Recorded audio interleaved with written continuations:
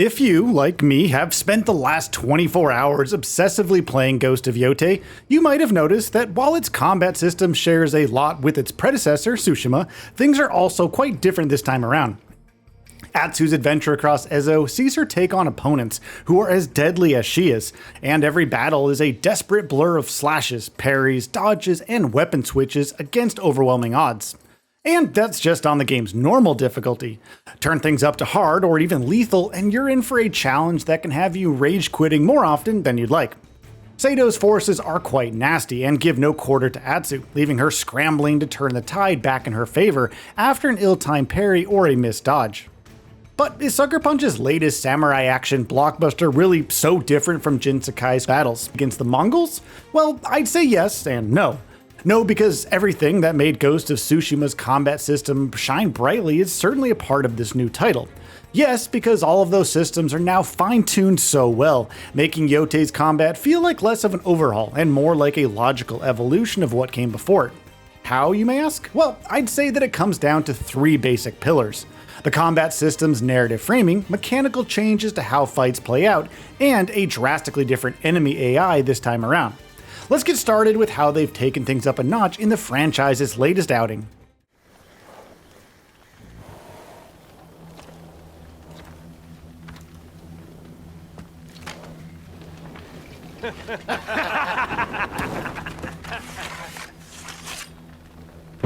Bring her to the boss.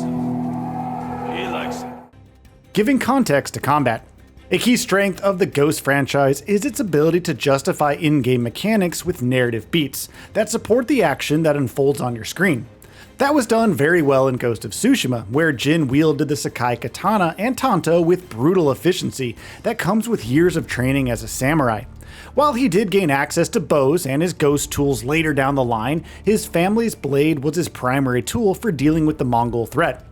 Now, that made sense for the samurai, whose main goal was to attempt to preserve his family's legacy and traditions while also being an effective living weapon pointed at the Mongol army and Kotu Khan. That balancing act was a major part of Jin's character arc, and the Sakai blade was the tightrope on which he walked.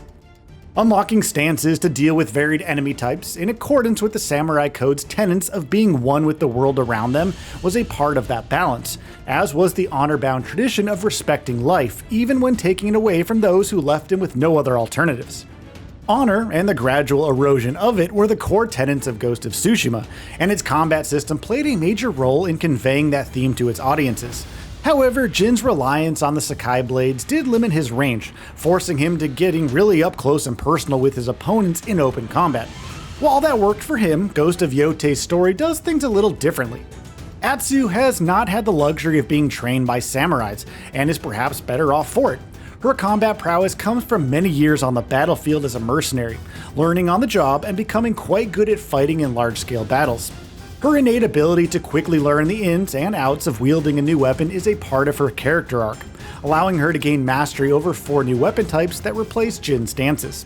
Despite her compassionate side coming through on many occasions, the battlefield is the one place where Atsu is utterly ruthless, and she has to be. That's partly because Lord Saito is similarly merciless and a master of the art of killing. Another reason is the fact that she actively cultivates her reputation as an Onryo, a departure from Jin's reluctant acceptance of the mantle of the ghost. These narrative beats translate to a combat loop that sets Yotei's protagonist free from the limitations of the Samurai Code, resulting in a combat loop that's more versatile overall. Atsu's katana, dual blades, kusurigama, odachi, and yari are all potent tools in the field, each coming with its own pros and cons that make Yotei's combat feel liberating and dynamic, underlining the smoldering rage she feels for the Yotei 6. While both titles have effectively woven narrative threads into their combat systems, Atsu's role as a mercenary in Ghost of Yotei allows the game to bring logical, incremental improvements that make drastic differences to the manner in which fights play out in the game. Over there! Looking for me? We're looking for your head. There's a nice price on it for killing the snake. This man had nothing to do with it. Let him go. We decide who lives and who dies. Today, you're both out of luck. Get her! Lord Saito is looking for you. The bounty is very tempting. A mechanical marvel. The most obvious difference that I noticed when I began to find my footing in Ghost of Yotei was the stance system being replaced with different weapons. For starters, their varying range makes each one quite handy in different situations. The Kusarigama is a perfect crowd control tool, while the Odachi could be quite effective even against non-brute enemies once you figure out its moveset. If I were to drop a pro tip here, I'd advise you to not switch between weapons simply based on stagger damage, but to instead act on instinct and choose the best one for what you're trying to achieve in that moment. A more subtle change that sets Yotei's combat apart from Tsushima is the way in which you're going to adjust your attack timings on the fly as you switch between different weapons. The Sakai Katana attacked in largely the same rhythm, with only minor variations between stances, but each of Atsu's killing tools has a unique moveset, and gets you very involved in each swing as even the slightest error can take control of the fight away from you. That's because your enemies come with their tricks of their own, the ability to disarm you being a very important one in their arsenal. I cannot imagine Jin losing his sword in Tsushima, but I found my time with Atsu being dotted with occasions where I'd fail to appropriately respond to a disarming strike, and then scramble around to regain my dropped weapon. Inflicting disarming strikes of my own and then flinging my foe's weapon into them was another brilliant addition that I quickly weaved into my battle strategy. They are creative flourishes that I believe should have been in Tsushima too, but it is what it is. Another important aspect of Yotei's combat is that Lord Saito has seemingly invested in better training for his soldiers than Kotu Khan ever did. While consecutive strikes were relegated to boss battles in Tsushima, for the most part, looking at you, Kojiro, I was unpleasantly surprised to see even basic enemy soldiers coming out with multiple slashes and stabs that I had to parry individually. Regular troops often switched weapons on the fly, adding even more depth and nuance to an already excellent combat system. Add in different special attacks for different weapons, and the possibility of your wolf buddy joining the fight from time to time, and you have a recipe for a combat system that's constantly working both for and against you, depending on how well you're able to adapt to the action, and stay 2 steps ahead of your opponents, hopefully. The Onryo howl is an important part of this combat loop, and is quite devastating when used correctly. All of these additions create a combat loop that almost feels alive in Ghost of Yotei, a stark contrast to the challenging yet comparatively static one on display in Tsushima. Once again, Sucker Punch hasn't reinvented the wheel, but made iterative improvements that add up to create an experience that renders its predecessor obsolete. Which brings us to the final facet of this evolution, the enemies themselves. A stronger and smarter rogues gallery. Aside from my foes switching up weapons and chaining combos together in their attacks, the enemy AI in Ghost of Yotei makes the Mongols feel too easy waving their weapons around and hoping to catch me off guard. Saito's men are vicious and unrelenting, adapting their tactics in response to my own strategies, while finding very creative ways to initiate encounters with Atsu via traps and ambushes. I constantly found I had my eyes peeled as I tore across Ezo, wary of enemies looking to trip up my horse or stage a well-planned attack that could have me on the back foot right from the start.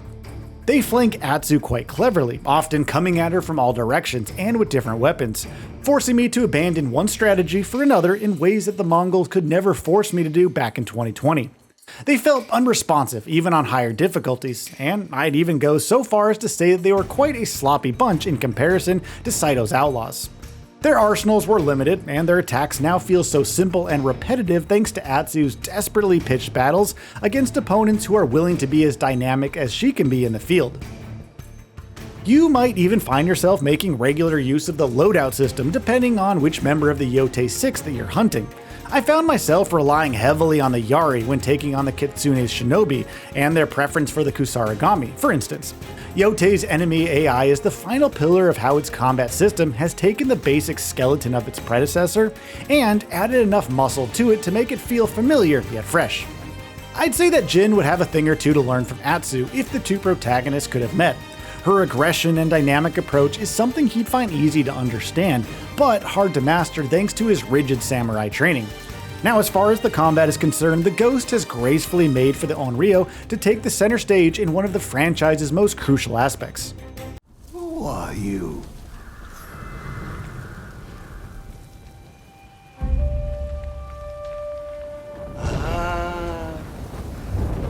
You live? So, what are your thoughts on this? Go ahead and share them in the comments below. And if you like this video, please subscribe to the channel and enable all notifications by clicking the bell icon to get new video updates. We upload every day and would really appreciate your support. Thanks for watching.